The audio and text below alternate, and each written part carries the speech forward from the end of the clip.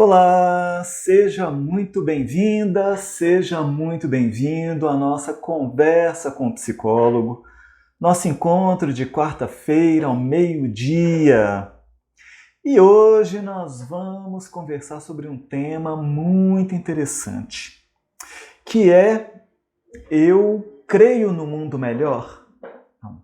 Eu crio um mundo melhor. Nós vamos conversar sobre autorresponsabilidade. Então, é a proposta da autorresponsabilidade em relação à nossa própria vida, em relação aos resultados que eu encontro na minha experiência e como que eu posso utilizar isso a meu favor, conscientemente. Nós sabemos que nós vivemos uma realidade de causa e de efeito, de ação e de reação.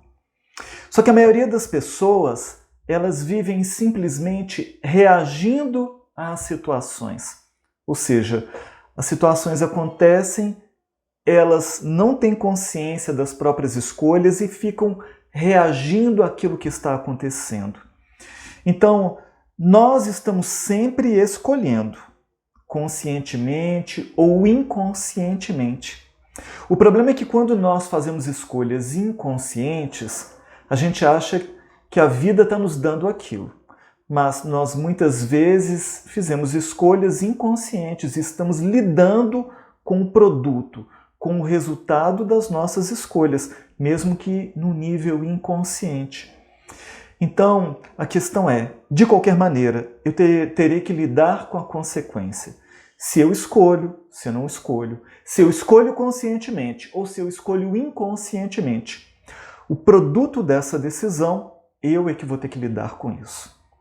Então, como que se dá esse ciclo de criação da nossa realidade? Ou seja, desse mundo que eu encontro como um produto da minha experiência hoje. Como que eu crio essas experiências que eu vivencio hoje? O que eu encontro de experiência, o que eu obtenho, ela é resultado de outras questões anteriores ou de outros passos anteriores, que tem a ver com o que eu acredito a respeito de mim mesmo, da vida, e que tem a ver com minhas crenças, valores.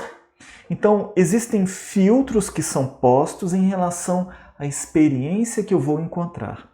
Então, o que eu acredito sobre mim, o que eu sinto sobre mim, vai influenciar.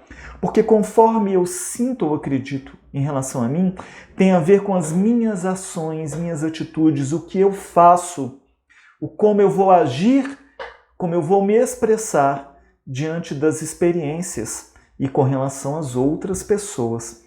E isso vai influenciar no retorno, no feedback que eu tenho. E aí, então, isso é tão importante, porque a resposta que eu obtenho passa simplesmente a reforçar uma crença, uma visão de mundo que na maioria das vezes eu já trago. Então, eu encontro o que eu crio. Então, se eu trabalho numa empresa, numa organização, onde eu considero que os processos de promoção são injustos, que já são cartas marcadas, isso me desanima. E aí, então, eu faço o meu trabalho com menos energia, eu coloco menos empenho, e aí, então, eu tendo a obter menos retorno. Com menos resultados, eu tenho menos chance de ser promovido. E aí, o outro que colocou mais energia é promovido, e o que eu vou dizer? Porque a minha visão é que o processo de promoção é injusto, tá vendo? Carta marcada. Fulano de tal foi promovido. É a pessoa queridinha. E eu não fui. Então, eu vou dizer para mim mesmo, e isso daí vai reforçar a minha crença a respeito disso. Então, esses programas, que são as crenças que eu carrego, definem o que eu irei encontrar na vida. Então, cada pessoa com crenças diferentes encontrará resultados diferentes. Tem um experimento muito interessante a respeito disso. E olha que esse é um experimento no campo orgânico. Olha o que aconteceu. Pegaram 13 voluntários que eram alérgicos a uma planta chamada urtiga, que é uma planta muito alergênica. E o que acontece é que eles vendaram os olhos dos voluntários e falaram o seguinte para os voluntários: no seu braço esquerdo eu vou passar a urtiga sobre uma determinada área, para que nós possamos avaliar o resultado. E aí então o experimentador falou para as pessoas que estaria passando urtiga e passou, e por incrível que pareça, o que aconteceu? Os 13 voluntários que eram alérgicos à urtiga expressaram a sua alergia através da reação da epiderme, com uma erupção da pele. E aí, então, logo na sequência, ele foi e falou o seguinte: olha, eu vou passar uma outra planta só para servir de um comparativo. E passou no braço direito dos mesmos voluntários. E dos 13, 2 tiveram alergia a uma planta que seria neutra. Só que o que aconteceu? Depois pediu para tirar as vendas e ele então falou o que aconteceu. No braço esquerdo, que foi o braço onde 100% dos alérgicos tiveram alergia, ele passou a planta neutra e 2 tiveram alergia, 11 não tiveram.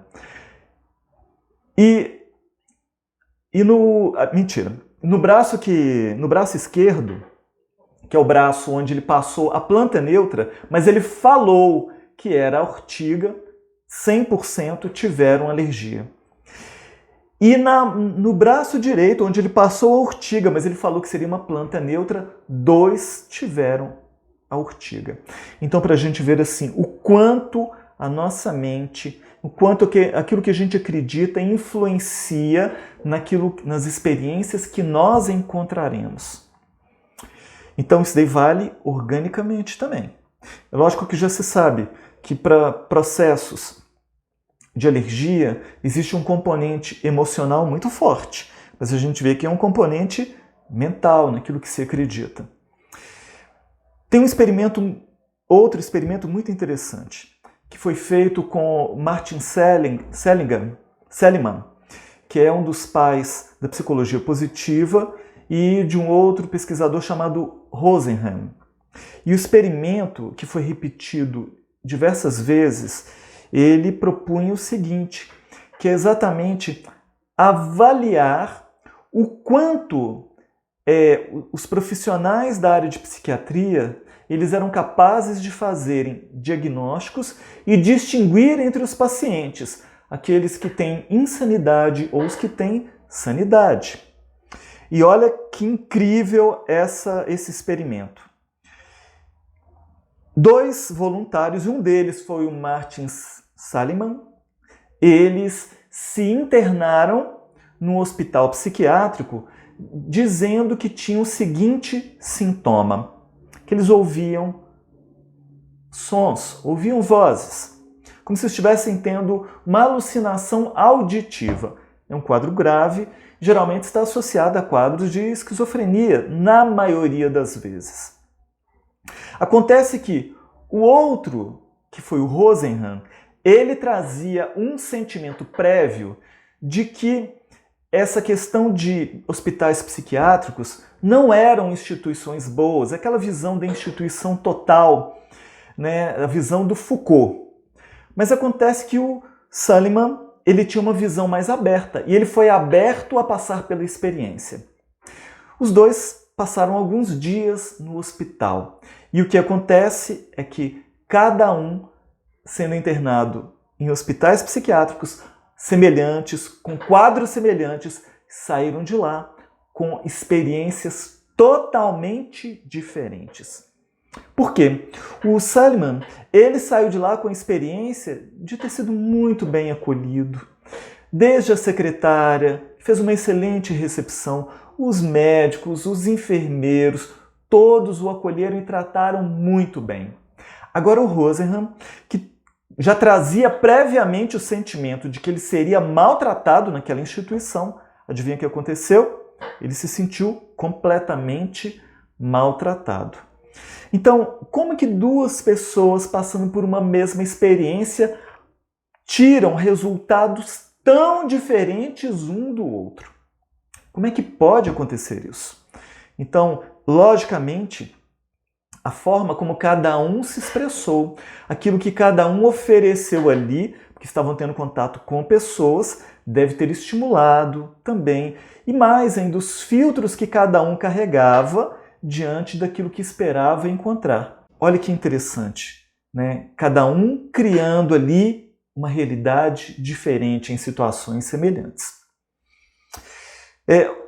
Outro experimento interessante que fizeram nos Estados Unidos, com dois grupos bem característicos.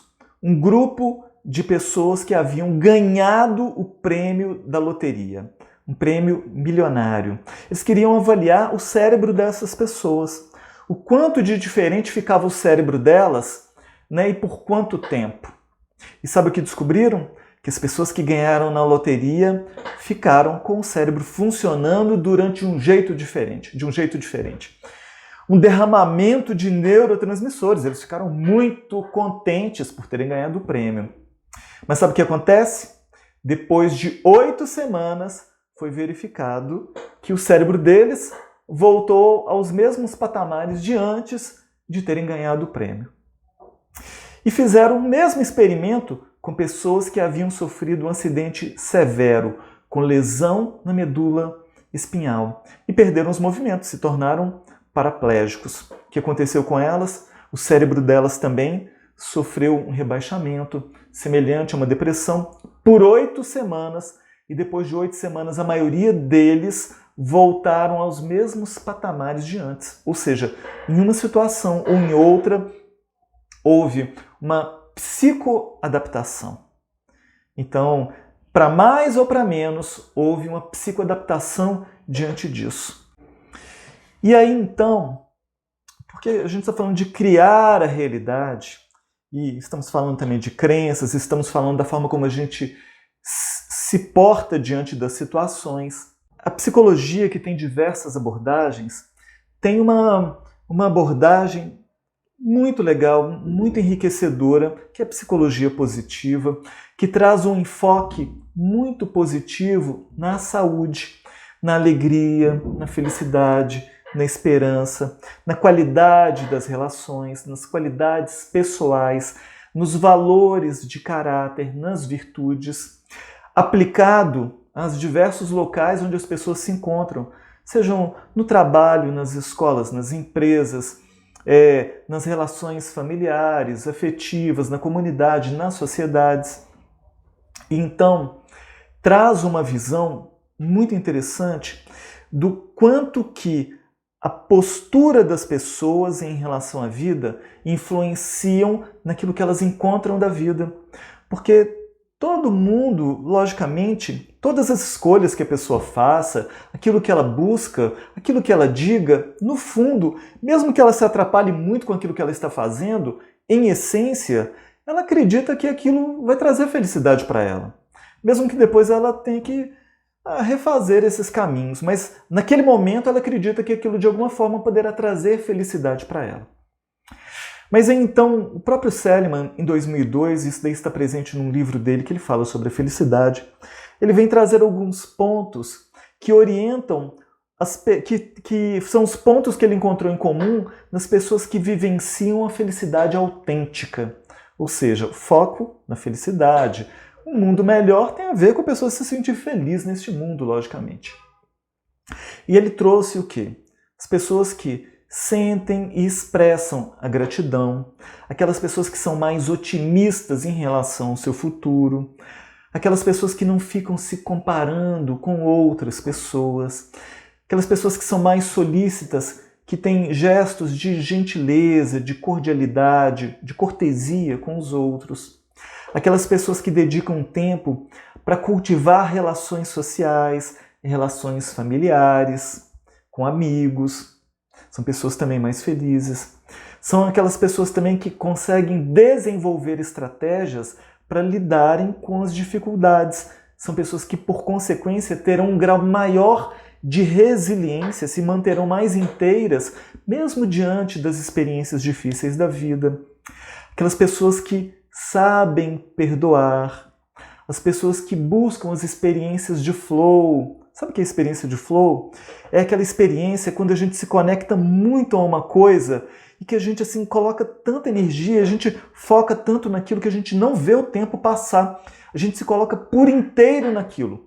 Pode ser num trabalho, pode ser numa leitura, pode ser num contato com uma pessoa, pode ser numa live. Em diversas situações, quando a gente se coloca por inteiro numa situação, isso é uma situação de flow, a gente está num fluxo, né? As coisas estão fluindo, então é algo muito bom. Também as pessoas que saboreiam, conseguem saborear os prazeres da vida, num bom sentido, nós vamos falar sobre isso.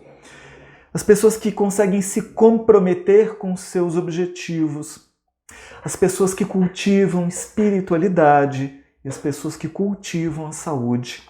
Então, são 12 pontos importantes que favorecem o fluxo da felicidade, o encontro, a vivência de uma felicidade autêntica. E então, o que ele descobriu também? Que existem coisas que estão correlacionadas com a felicidade e outras que não estão correlacionadas com a felicidade, mesmo que a maioria das pessoas acredite que estejam. Mas quando se faz um estudo avaliativo, descobriu-se que algumas estão e outras não. Por exemplo, riqueza está correlacionada com a felicidade ou não? E aí foi descoberto que, na verdade, a riqueza ela não tem uma correlação direta com a felicidade. Ou seja, não quer dizer que quanto mais riqueza você tenha, mais vai aumentar o seu grau de felicidade. Então, não existe essa correlação. É verdade que o contrário sim, ou seja, pessoas que estão num grau de pobreza extrema, isso interfere diretamente na pessoa se sentir feliz. Por quê? Ela está passando por privações. E as privações são impeditivas do sentimento, ou são limitadoras do sentimento de felicidade, do encontro de um sentimento de felicidade. Então, foram feitas pesquisas em países onde a renda média da população aumentou, mas não se verificou na mesma proporção um aumento da felicidade. Então, riqueza e felicidade, num primeiro momento, não tem uma correlação direta. Individualmente, nos trabalhos, quando há um aumento do salário, aumenta uma satisfação da pessoa com o trabalho, mas não com a sua felicidade como um todo. Porque felicidade, ela envolve não só em relação ao trabalho, mas outros fatores também. Então, beleza física também. Então, apesar de sim terem estudos que falam que beleza física abrem portas para a pessoa, mas não tem uma correlação também de beleza física com felicidade. A mesma coisa se deu em termos de resultado com saúde. Meu Deus, mas não quer dizer que saúde tem a ver com felicidade, não? Não necessariamente. Porque existem pessoas que estão doentes e são saudáveis, felizes, porque lidam com a vida de uma forma saudável. Mas tem pessoas que não estão doentes, e aí é um outro conceito, mas não quer dizer que sejam saudáveis. Não estão doentes porque não apresentam nenhuma doença, mas têm uma visão de mundo extremamente limitada e adoecida. Então, a questão da saúde, enquanto saúde orgânica, não tem uma correlação com a felicidade, que é um estado interior, mais emocional, de forma de lidar com as coisas. Mas o contrário tem um dado importante. Se riqueza não traz felicidade, mas tem um estudo que trouxe, muito interessante, então prestem atenção nisso, que felicidade proporciona mais riqueza. As pessoas mais felizes, elas de alguma forma conseguem ter melhores rendimentos, melhores remunerações, melhores resultados nos seus empreendimentos. E aí então sim, uma pessoa que se sente feliz, provavelmente ela vai se entregar mais à vida, vai ter um nível de relacionamento melhor, e isso vai influenciar nos resultados que ela tenha, mesmo resultados financeiros com maiores ganhos. Então isso é uma coisa bem interessante também. Tem um outro estudo que foi feito a respeito de casados e solteiros. E aí? Quem é mais feliz, os casados ou os solteiros? Tem um estudo que diz que os casados têm um percentual de felicidade maior do que os solteiros. Mas que, sim, é verdade, alguns relacionamentos, alguns casamentos são frutos ou propiciam muita infelicidade em algumas pessoas. Mas, na média, ter uma estabilidade afetiva, ter uma estabilidade familiar é um dos fatores importantes para a felicidade. Então, outra coisa interessante, nível de instrução, nível de QI, de inteligência, cor, gênero, clima, ou seja, o país que a pessoa vive, não influenciam na satisfação com a vida. Ou seja, não tem um nível de influência na felicidade que a pessoa sinta em relação à vida. Agora, diversos estudos já têm apontado isso, que ter um sentimento de religiosidade, de vínculo com alguma religião, não importa qual, importa o sentimento, isso propiciou, sabe o quê? Mais saúde, as pessoas tendem a viver mais, maior grau de satisfação, mais resiliência, correlacionado a menos casos de depressão, menos predispostas a drogas, crimes e uma adaptação maior à vida. Então fica aí o quanto é importante da gente cuidar também desse lado, né? Tem diversos estudos, você pode pesquisar nos bancos de dados científicos, PubMed, Cielo, você vai encontrar lá diversas correlações entre saúde mental e espiritualidade, religiosidade, enquanto um sentimento que propicia a pessoa lidar melhor com essas experiências da vida. Agora, prazeres físicos trazem felicidade? Porque tem uma diferença entre prazeres físicos e gratificações. Só para a gente entender. Os prazeres físicos são importantes? São importantes. Mas eles são sensoriais. E tudo aquilo que é sensorial é natural, porque vai encontrar algum canal do nosso corpo e vai proporcionar algum tipo de prazer naquele momento. Mas não vai necessariamente envolver raciocínio, entendimento, discernimento. Mas qual que é a questão? Um prazer físico ele vai estar limitado ao tempo da sua experiência.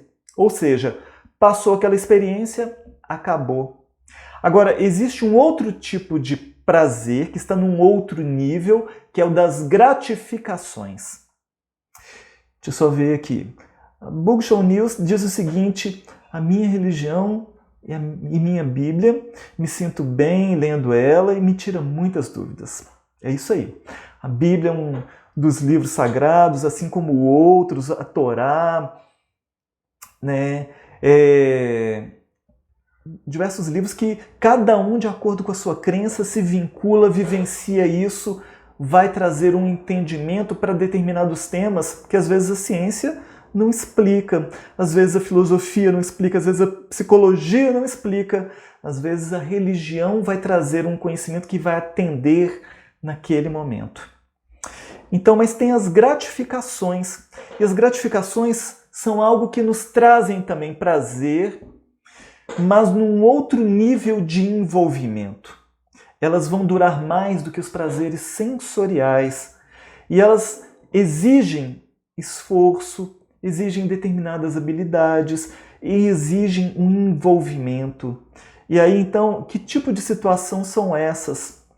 São aquelas gratificações vinculadas a atividades que a pessoa faça, muitas vezes se doa, onde ela muitas vezes sente que ela está sendo útil, está também doando, beneficiando outros, traz uma gratificação não só no momento que aquela atividade está sendo executada, mas por um tempo muito maior. Então é o exemplo da pessoa que de repente se permite doar um tempo dela numa atividade voluntária, por exemplo. Vai entrar na questão das gratificações. É aquela pessoa que doa o seu tempo numa ONG real, que tem um objetivo real de beneficiar, auxiliar, pode ser com animais, com pessoas, com uma causa nobre. O prazer real, você está bem também espiritualmente, certo ou não? Sim, sim. Quando a gente fala de prazer sensorial, ele vai estar ligado aos nossos órgãos dos sentidos. O prazer do paladar, ele está ligado com uma alimentação. O prazer do olfato está ligado com odores, cheiros.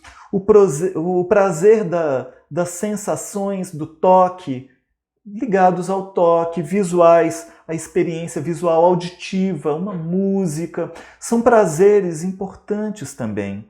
Mas, na maioria das vezes, elas vão durar o tempo daquela experiência.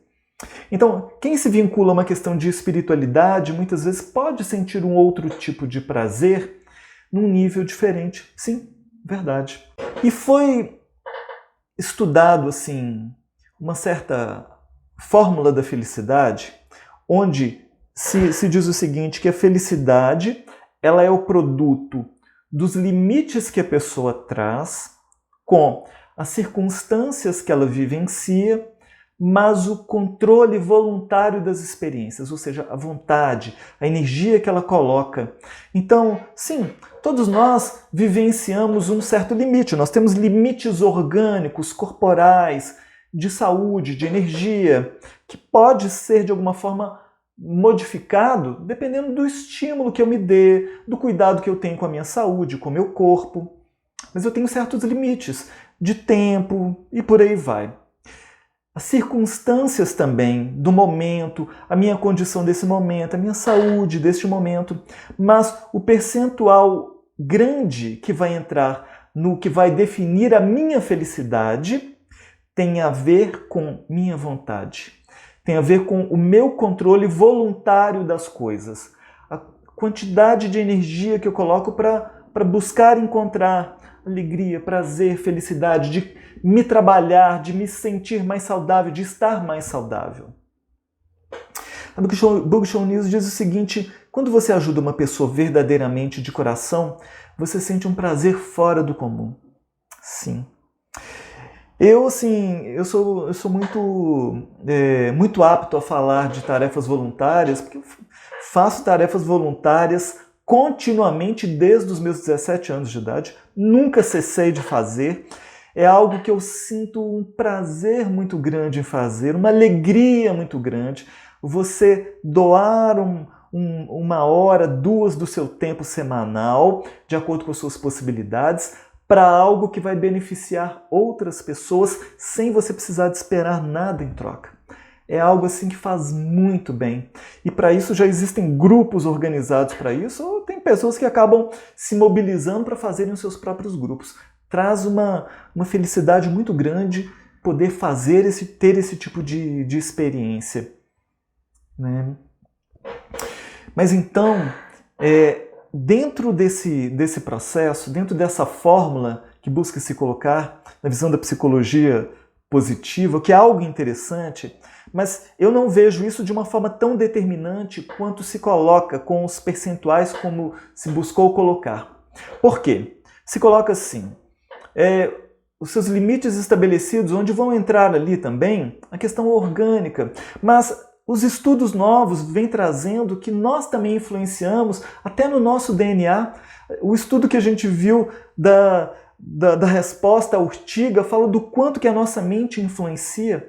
Então esse limite estabelecido, ele é variável de acordo com cada um e de acordo com como eu estou naquele momento. Na medida que eu vou abrindo a minha consciência, que eu vou trabalhando as minhas questões, eu de repente amplio os meus potenciais. E ou seja, eu deixo de ter menos limites prévios, digamos assim, como por exemplo se fala, olha, minha genética estabelece quem eu sou num percentual de 50%. Verdade isso? Não é verdade. Não é verdade. Os estudos com gêmeos criados por famílias distintas demonstram isso. Eles têm um certo grau de predisposição, mas em um certo grau, alguns desenvolvem doenças e outras não, em função do ambiente, do estilo que eles foram criados, né, das crenças que eles foram sendo munidos ao longo da vida. Então tem muitos fatores que vão influenciar isso. A epigenética vem falar para a gente aí da questão do quanto que nós mesmos influenciamos na nossa própria genética, ativando doenças ou suprimindo doenças e proporcionando estados de saúde. Então, nós também somos co-criadores até mesmo da nossa genética. A genética nossa não é simplesmente algo que veio do pai, da mãe, dos nossos ancestrais, não. É algo que continuamente nós estamos influenciando. Então a questão é essa. Como eu estou para lidar com tudo isso? Qual é o meu nível de consciência ao escolher? Como estão as minhas crenças, os meus valores para enxergar o mundo, para perceber a minha realidade, para que eu possa então influenciar nessa realidade? E aí então, para a gente poder entrar aí num fechamento, eu quero propor uma ferramenta. É uma ferramenta que é um instrumento de consciência e de avaliação das minhas crenças, para que eu possa, de alguma forma, então, conscientemente, começar a mudar aquilo que eu vou encontrar. Então, como é que eu faço para tomar consciência das experiências que eu estou para vivenciar? Porque eu posso aprender com aquilo que eu já vivenciei e tentar avaliar como eu estava antes da experiência e o resultado que eu obtive. Num número grande de vezes, a experiência que eu encontro, ela costuma meio que seguir um caminho de uma crença que eu carregava antes. É por isso que pensamento positivo só não funciona. Não adianta só eu dizer assim, olha, não vai dar tudo certo, se eu intimamente estou sentindo insegurança. Se eu estou sentindo insegurança, muitas vezes está ligado a um sentimento de que, ixi, eu acho que não vai dar não. Aí eu fico no pensamento positivo de não vai dar certo, tentando puxar a balança para um outro lado. Então a questão é, vamos pensar, pensa você numa experiência concreta sua, que você estará para vivenciar. Então vamos tomar assim um exemplo de uma experiência de uma entrevista de um trabalho. Vamos supor que seja uma entrevista de um trabalho, um exame de autoescola, ou pode ser a apresentação de uma palestra e por aí vai. Pensa em algo importante para você, pode ser até uma conversa com uma pessoa, ou a experiência num determinado local onde você terá contato com outras pessoas e não é um ambiente tão comum para você e isso daí de alguma forma pode causar um certo incômodo.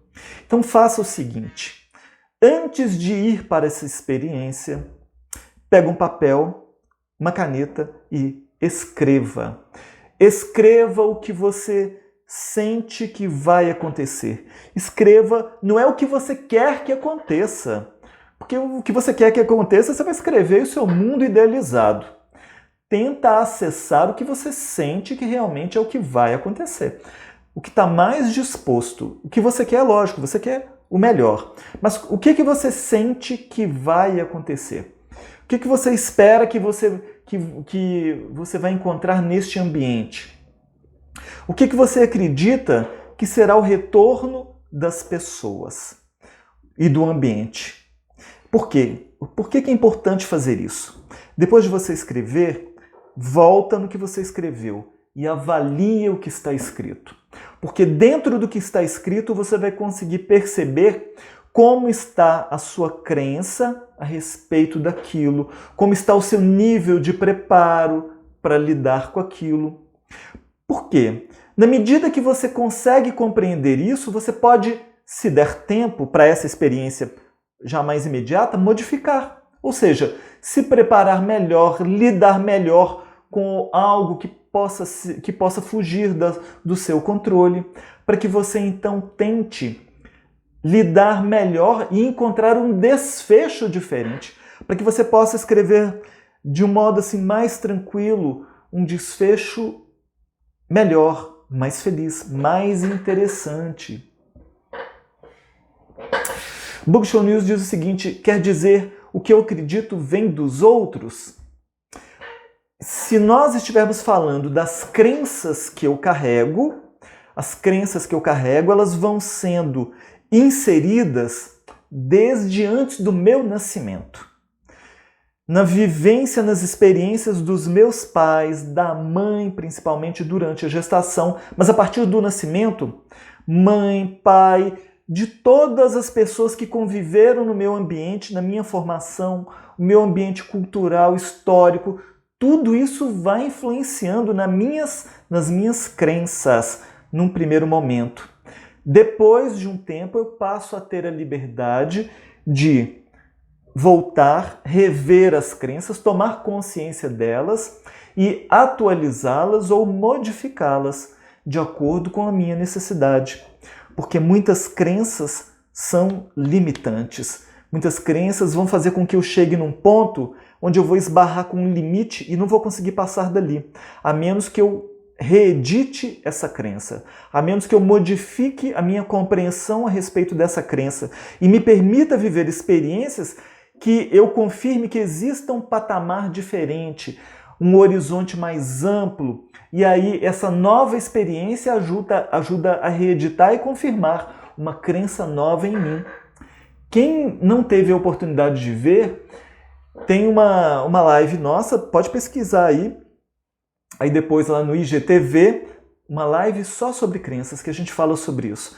Como que a gente trabalha, como que a gente identifica. Então elas começam a ser formadas pelas experiências que vêm dos outros. Só que eu, depois que a crença está inserida, ou seja, é uma programação que está feita, que está posta em mim, que está rodando, e eu não tenho consciência disso. Para mim é o natural, porque as crenças fazem com que eu passe a ver o mundo desta maneira. Aí eu mesmo passo a buscar nas experiências comprovações da crença. É uma loucura, porque as crenças são autorrealizáveis. O Bookshow News diz o seguinte: fui criado em meios de pessoas com crenças deturpadas e nem por isso atrapalhou as minhas crenças do que eu acredito. Então, você é alguém que de alguma forma já traz valores impressos mais fortes do que os que você encontrou com crenças mais imediatas. Ou determinados outros valores você conseguiu acessar e incorporar e você conseguiu transcender, então, esse ambiente familiar e cultural que você estava vivenciando. Mas não costuma ser o comum, não. O comum, a maioria das pessoas acabam esbarrando naquilo que está mais próximo. Tá? Mas então, bacana, porque esse tipo de situação também acontece. Então, algumas pessoas já conseguem ter uma visão mais aberta, mais ampla naturalmente. Mas isso não é comum. Na maioria das vezes, a gente tende a repetir, a expressar as crenças que nós fomos absorvendo, porque as crenças a gente absorve sem saber que nós estamos fazendo isso. Durante o período da infância, elas têm um papel importante que é de nos orientar para a vida, para as experiências. Elas dão determinadas balizas para que eu possa lidar com as experiências da vida. Só que na medida que eu vou vivendo as experiências, eu vou descobrindo que, olha, ajuda por um lado e pode atrapalhar por outro. Então, eu preciso rever, tomar consciência disso. Então, essa ferramenta de literalmente escrever vai me dar mais clareza para lidar, para enxergar. Aí eu consigo enxergar ali do tipo, meu Deus, eu tô achando que eu vou para uma entrevista de emprego e eu vou ficar inseguro e a pessoa vai me perguntar coisas que eu não sei e aí eu acho que na dinâmica todo mundo vai melhor do que eu e tudo. Então, peraí, para com isso. Para aí e começa então a entender o que está por detrás disso, quais são os sentimentos, quais são as crenças associadas a isso que estão gerando medo, insegurança. Gente, um pouco de insegurança, um pouco de ansiedade numa experiência onde a gente vai ser avaliado é natural, mas tem limite. O limite do natural é o limite de que vai me mobilizar para que eu me prepare. Porque se eu ficar relaxado demais, do tipo, eu tenho uma prova amanhã, e eu vou fazer tudo menos me preparar para a prova. Então quer dizer que isso daí está... essa ausência de uma ansiedade saudável me coloca com um certo desmazelo. Então é bom que eu esteja relaxado, mas no nível de eu estar preparado para lidar com as coisas. Então um pouquinho de ansiedade é saudável, é natural, é bom. Mas quando eu passo a ter uma visão extremamente negativa, pessimista, deturpada da vida, pode ser que eu esteja fazendo com que determinadas crenças me levem a criar experiências difíceis, porque as crenças me fazem ver as pessoas conforme eu carrego esses valores. São filtros, são óculos que eu coloco. Se eu carrego a crença de que todo mundo quer me enganar, uma crença um pouco paranoica, vai fazer o quê? Com que eu veja pessoas interesseiras em todo lugar, mesmo onde não exista. Mesmo que não exista, eu coloco. E é mais ou menos assim. Se eu acho que todo mundo quer me roubar, por aí vai. Crenças, todo mundo que eu me relaciono quer me trair. Aí, sabe o que acontece? Eu vou buscar ou encontrar traços ou situações para comprovar aquilo, mesmo em situações que talvez não existam isso. Então, no relacionamento afetivo, se uma pessoa carrega a crença de que, porque toda pessoa que eu relaciono trai, aí a crença é, eu comecei um novo relacionamento, eu marco com a pessoa de encontrar, aí a pessoa de repente, ela fica presa no trabalho por um determinado motivo que pode ser justo, ou fica presa no engarrafamento e vai se atrasar muito para o encontro. Eu, pela minha crença, já vou ter pensamentos de, mais uma pessoa. Se está atrasando é porque vai trair, porque deve estar fazendo isso e aquilo outro. Então, eu tenho que tomar cuidado com isso para que eu não projete coisas que estão em mim. Por um outro lado, quem carrega esse tipo de crença tem uma facilidade muito grande de encontrar também pessoas que podem oferecer esse tipo de experiência, porque a crença ela é autorrealizável. Mas o objetivo é criar um mundo melhor. Então a questão é, você consegue ver um mundo melhor para você primeiro? Não é um mundo como um todo. A Terra como um todo melhor, é lógico que é importante que a gente consiga ver isso. Mas o seu mundo no micro primeiro, você consegue ver ele melhor? O exercício tem que ser esse, para que depois a gente consiga criar esse mundo no micro melhor, para que eu me sinta bem, feliz, saudável, melhor. Depois, nessas trocas que eu faça no social, no familiar, no trabalho, na comunidade, na coletividade que eu faça parte, eu também seja um elemento que ofereça experiências para melhor para este grupo, para que eu estimule da minha parte um mundo melhor nessa pequena coletividade que eu vivo. Para que aí, então, enquanto coletividade, possamos, cada grupo, ir criando um grupo maior. Percebe como é que tudo começa do micro e vai para o maior? Então, a gente criar um mundo melhor começa comigo mesmo. Começa com eu ter a capacidade de perceber o quanto eu sou criador das minhas experiências. O quanto a forma de eu ver e esperar as coisas vão influenciar no que eu encontrarei, então. Os estudos têm demonstrado isso e é importante que a gente consiga, então, tomar consciência. Senão eu fico simplesmente repetindo essa experiência para dizer o mundo é muito difícil, o mundo não tem jeito. Não, quem não está tendo jeito sou eu. Então eu tenho que me mudar para dar conta de enxergar algo diferente, para então viver num mundo melhor. O mesmo mundo pode ser terrível para uma pessoa e ser maravilhoso para outra pessoa, porque o estado interior, como a pessoa lida com as coisas, vai influenciar muito nisso. Então, Cristiano dizendo, muito bacana, Rodrigo. Book Show News dizendo, em uma casa que tem 6 filhos, os 6 não vão ter a mesma crença e não vão acreditar da mesma forma, certo? O que a gente pode dizer é o seguinte, numa casa com 6 pessoas, cada pessoa nessa mesma casa pode viver experiências diferentes, mesmo estando no mesmo ambiente.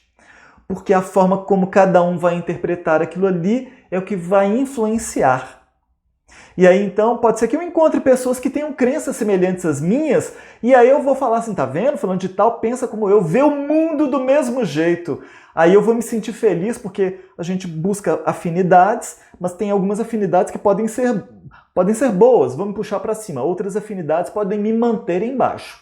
Então, a gente ter esse discernimento, essa compreensão na escolha do ambiente, se esse ambiente me estimula para o crescimento, para a saúde, para a felicidade, ou se estreita a minha visão de mundo.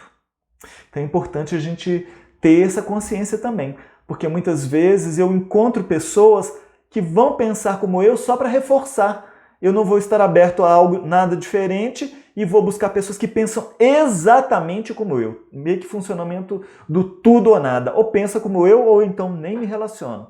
Eu, grupinho para lá e grupinho para cá. Tem muita gente fazendo isso hoje em dia, numa série de situações. Mas comece em mim.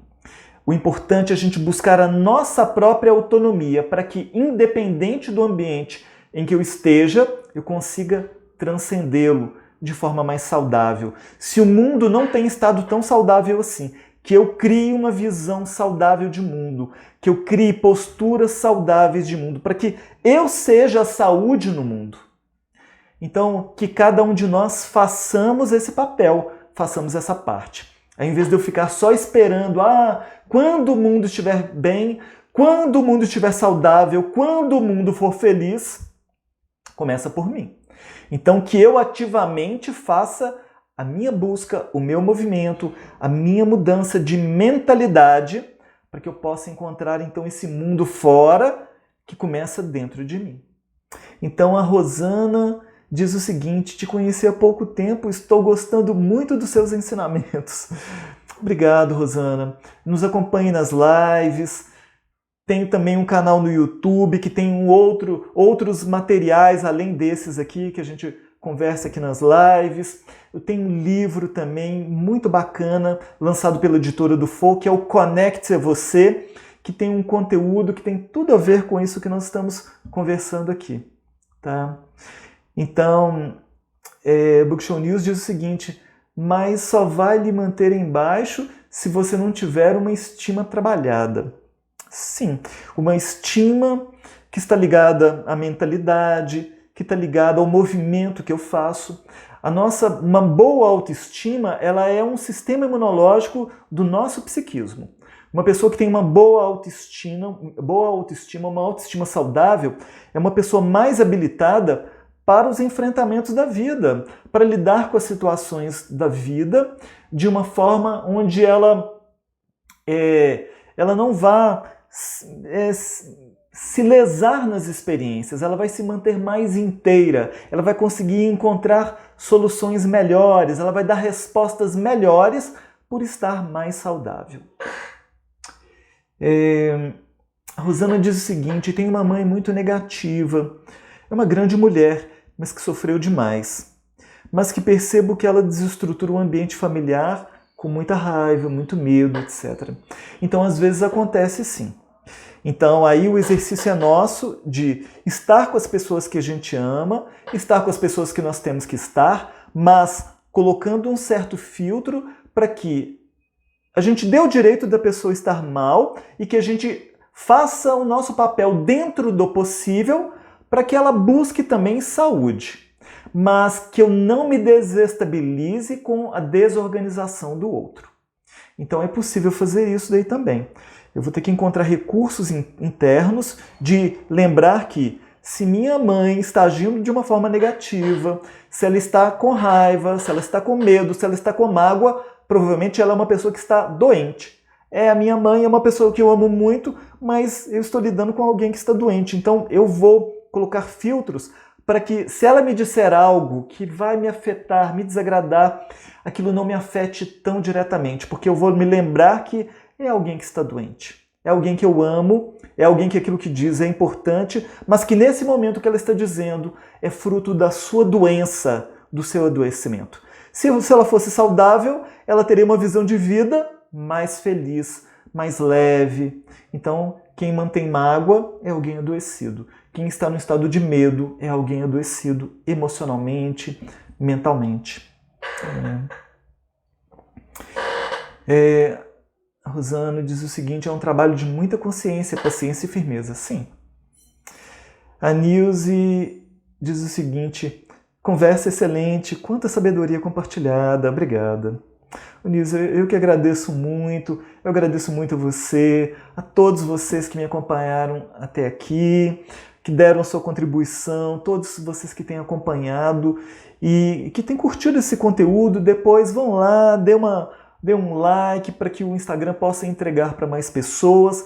E se você considera que este conteúdo é importante, compartilhe com pelo menos uma pessoa para que esse conteúdo chegue a mais pessoas e convide mais pessoas a participarem com a gente também ao vivo, Quanto mais gente ao vivo aqui, melhor para poder participar, porque aí é possível essa nossa conversa, vocês também fazem as colocações e aí de repente a gente direciona para isso que é mais pontual e aí de repente a gente pode atender mais diretamente aquilo que é da necessidade. Então, uma alegria muito grande, sempre muito bom para mim esse nosso encontro, tá? Gratidão imensa a você. E eu então vejo você na nossa próxima conversa com o psicólogo, toda quarta-feira, meio-dia. Nosso encontro na hora do almoço, tá? Um beijo no seu coração, até lá. Gratidão.